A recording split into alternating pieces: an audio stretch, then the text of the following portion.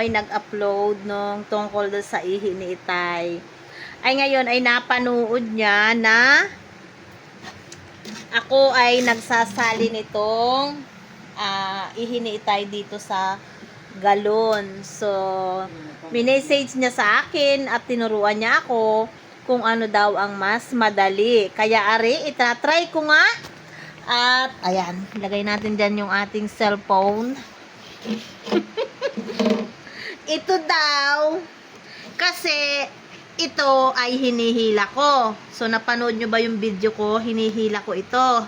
Ginanito ko ito dati. Ginanito. So, hindi na pala ganito. Para hindi ko na anuhin. Ito lang pala. Yan, igaganyan natin. Tapos, igaganito na yung saglit daw.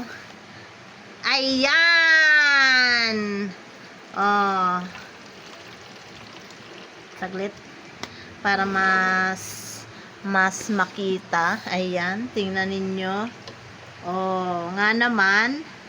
So, iwas na mababasa ako ng ihi. Yung aking mga daliri. Ayan. So, pagkatapos, ay ipipress lang ulit na ganito para sarado na ulit siya. Ayan. Okay? Tapos, ayan lang dyan. Tapos, magtatapon na ulit ako nito.